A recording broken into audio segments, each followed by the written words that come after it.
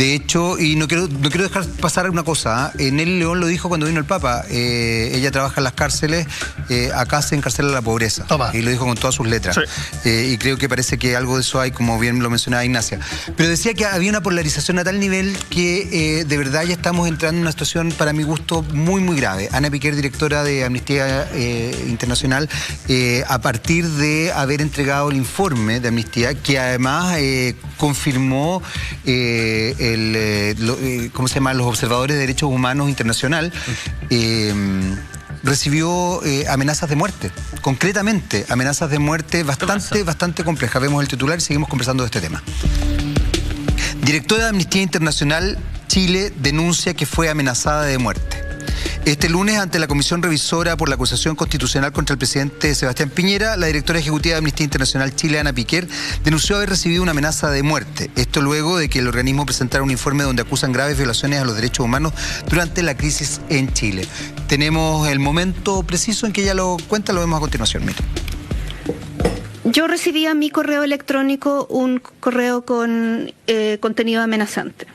Hasta aquí ha sido el único incidente. Estamos haciendo las gestiones para hacer la denuncia del caso y eso es por lo menos lo que sabemos hasta ahora.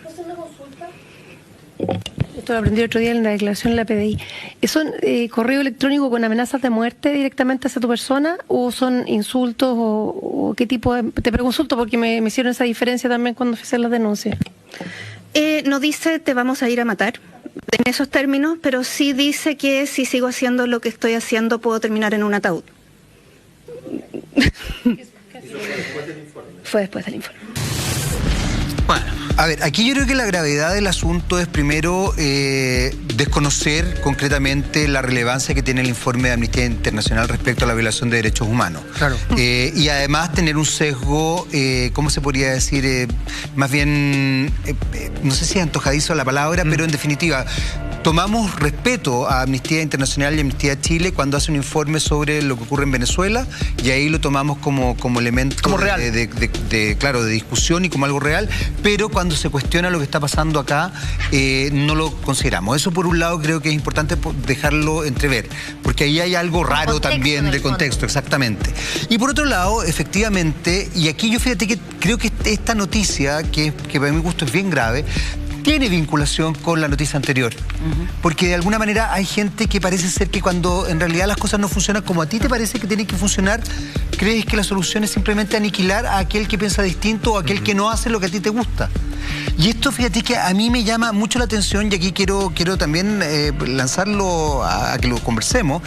Porque fíjate que incluso lo relaciono hasta con el tema que mencionabas tú, Juan Andrés, porque ¿qué es lo que está pasando con esta idea de que cuando las cosas no son como yo quiero, entonces mato? Absolutamente. Aniquilo, destruyo, saco, no veo. Y la escalada, Jaime, porque uno puede discutir, yo no puedo estar de acuerdo, puedo golpear la mesa, pero que yo logre legitimizar el uso de la fuerza, de las armas para eliminar a mis diferencias de pensamiento, a mis competencias en las discusiones, es que, ojo, esto no nace por lo que está sucediendo. Esto ha existido siempre y ahora permite asomarse. Ojo, porque es súper enfermizo, porque estamos hablando de gente que aún con la debida preparación, con todas las oportunidades, cabe suponer que lo han avalado, una existencia con relativa comodidad, finalmente cree que es justificable asesinar a otra persona simplemente porque arruina el paisaje al que tú estás acostumbrado. Ahí fíjate que yo creo que hay un elemento que es bien delicado y que lo mencionaba Ignacia hace un rato y que tiene que ver con algo que se consolidó, yo te diría, en el golpe y en la dictadura. Que efectivamente a aquellos que no me gustaba cómo funcionaban o cómo pensaba, había que sacarlos, había que matarlos, había que hacerlos desaparecer. Y yo creo que ahí hay una cosa bien delicada, porque parece ser que se estableció una manera de pensar o de estructurar esto que no tiene que ver con una nación donde efectivamente hay gente que piensa como tú y gente que no piensa como tú. Claro. Y que eso es válido en cualquier país, digamos. Exactamente. Y ahí hay una cosa re importante que lo mencionabas tú, fíjate, Eva, hace un rato, que me llama la atención, porque en general en los países desarrollados, por ejemplo, no existen los guetos. O sea, tú vives en un lugar donde puede vivir una persona con mucho dinero y un poquito más allá puede vivir una persona que no tiene nada de dinero. Otro día lo hablamos. Lo hablamos, exactamente. Uno se va a tomar una cerveza a un bar y está sentado al lado el señor que fue en la mañana a arreglarte la tele. Claro. O el basurero, como hablábamos en muchos lados. Vas al cine y te lo encuentras como está ahí. Claro. Y no tiene nada de particular. Y tú mandas a tus hijos al colegio, donde va al colegio que van todas las personas. En el colegio del barrio. Exactamente. Tú siempre un recibo de la luz y ya quedas en el colegio. Es verdad. Tú siempre estás a un máximo de 7 estaciones de metro donde el paisaje pareciera que parte en un país y termina en otro. Está dividido de esa manera. Bueno, pero además hay una impronta hasta estética. Sí, po. Que es muy llamativa. Pero y lo cementan así, es como manténganse así, que simplemente el pequeño detalle es de que algo tenga más color verde en las calles que otro. O sea, generan esa diferencia en el color. Bueno, que no es nada, es un gesto nada más y ya ves. Que muchas veces debe tener que ver con un costo al municipio. Porque me parece que el cuidar los jardines de ciertos municipios es un costo que algunas municipalidades, obviamente las que tienen mayor ingreso, pueden costear, y otras me imagino que ese dinero lo llevan hacia necesidades más importantes. Ahora, respecto a lo que pasó con Amnistía Internacional, a mí me parece que acá tenemos un problema que es muy grave, que es ese que va ligado directamente a ese dicho que dice, está tu verdad, mi verdad y la verdad. Y me parece que eso es lo que estamos viendo cuando se le amenaza a esta persona. Porque está la verdad de un lado, que es la que yo quiero creer porque es la que va dentro de mi pensamiento. La verdad del otro polo, que es lo que yo quiero ver respecto a cómo yo veo la realidad, y la verdad. Y me parece que nosotros deberíamos centrarnos con los hechos y con las pruebas que hay en esa verdad, más allá de lo que yo quiero que sea verdad. Y esa polarización, insisto, ¿y sabes cuál es la verdad? No nos tiene tan mal. La que agarra a todos. Exacto. La que no es una verdad que le sirva a uno y el otro no le sirve. Pero esa es la verdad. Pero es un paraguas completo. Ya, pero ahí hay algo que está complicado, porque yo entiendo para dónde va Alfredo y le encuentro toda la razón, pero cuando tú tienes Amnistía Internacional que hace un informe respecto a la violación de derechos humanos, que después es ratificado por el Human Rights Watch. Exacto. Y absolutamente ratificado, porque la verdad es que dicen prácticamente lo mismo. Es innegable. Sin embargo, ese fue recibido por parte del gobierno. Pero además, pero además es muy raro porque es recibido el de Human Rights Watch, pero no el de Amnistía Internacional, que dicen exactamente lo mismo. Ahora, las lecturas, y ahí lo que dice Alfredo es muy importante, las lecturas, yo he visto los análisis que se hacen respecto a un informe y otro, y son radicalmente, o sea, es como que vieran otra cosa. Sí, porque quieres ver, es lo que te conviene ver. Es lo que te conviene ver y desde ahí, y de verdad, si tú lees los dos informes dicen lo mismo. Ahora, la imagen que estamos dando para afuera, hace una semana hablábamos que éramos un oasis. Parece que éramos un espejismo, porque no solamente viene una institución a decir que acá se están violando los derechos humanos. Después, la respuesta del gobierno es que rechazamos ese informe y después se conoce que quien viene liderando esto es amenazada de muerte. O sea, claro.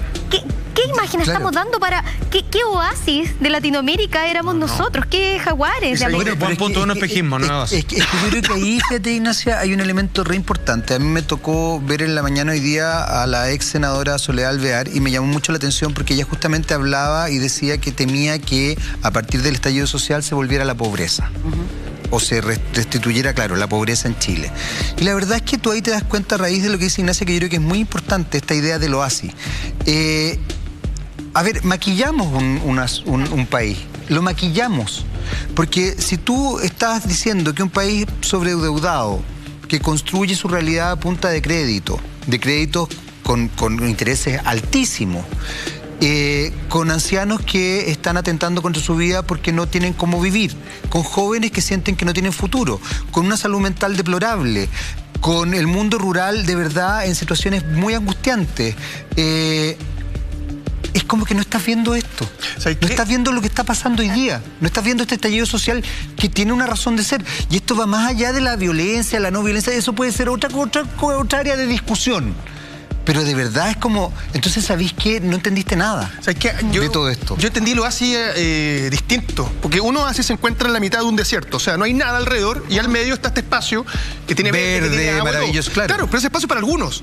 los otros siguen rodeando el oasis desde fuera sin poder entrar. O sea, y cuando fuiste a protestar al oasis, en el fondo te echaron. Exacto, ¿sabes qué era? Me parece que está bien llevado el concepto cuando... No, es que estaba bien. Lo que pasa es que hacía referencia en el desierto. es de que Chile era un oasis en relación a nuestros vecinos continentales. Yo también lo leí así, con respecto a... Eso, de hecho, pero la analogía de Lama es y luego nos perfecta, dimos porque- cuenta de que en realidad eran un reducto que siempre existió, o sea, siempre fue un Bueno, porque ¿Saben qué? El En 1%, todo el 1%. caso, analizando, siguiendo con el caso que acabamos de ver, creo que te amenacen de muerte por realizar tu trabajo es inaceptable, es muy de matón, ¿no es cierto? Claro. Sí. De mafia. Terrible. Por un lado. Por otro lado, efectivamente, cuando uno analiza esto, en ambos extremos creo que ha habido violencia, se ha recibido violencia, ¿ya? En los extremos no está la sabiduría. Cuando entendamos eso, yo creo que vamos a realizar un gran cambio. Y ahora, si cada uno se va a armar como lo que vimos en el portal La Dehesa, ¿no es cierto? ¿Para qué decirle responsabilidad de estar en estado de ebriedad? Entonces, si cada uno se va a armar y entre manifestantes, ¿no es cierto?, y personas del lugar se van a empezar a tratar de solucionar las cosas, vamos a terminar como en el lejano oeste. O sea, Bueno, pero eso bueno, no- algunos ya lo creen, por eso hay ya por eso. estamos en el lejano oeste. Es Si que eso por es eso, eso es es lo que- grave. Sí, lo que tú dices, pero María estamos Eugenia, avanzando hacia allá y eso Claro, pero es muy complejo. Es que es muy complejo, porque ¿sabes lo que pasa, María Eugenia? Que finalmente yo creo que hay sectores de la población que han vivido este horror hace mucho tiempo. Sí. Y ahí me hace mucho sentido lo que plantea Alfredo, porque en definitiva, claro, cuando tú estableces una mirada desde la macroeconomía, seguro que este país podía ser un oasis, por supuesto que podía ser un oasis. Pero resulta que la macroeconomía tenía, para constituirse como tal, tenía una microeconomía devastada. Claro. Entonces era en definitiva sumamente mentiroso. Era O sea, como, de partida, somos Nunca el existió el chorreo. país que paga más impuestos. Es un buen punto. O sea, ¿Dónde Farca está? lo decía la otra vez hacía un análisis en una clase que vi, que hablaba del país usurero. ¿Por qué? Porque pagaba, por ejemplo, como en Estados Unidos se pagaba como el 3% anual y en Chile era como el 3% mensual. O sea, era una cosa pero horrorosa. Entonces se llama porque cuando como te ve beneficio. el oasis, pero es como que está inflado todo, pero ¿a qué costo?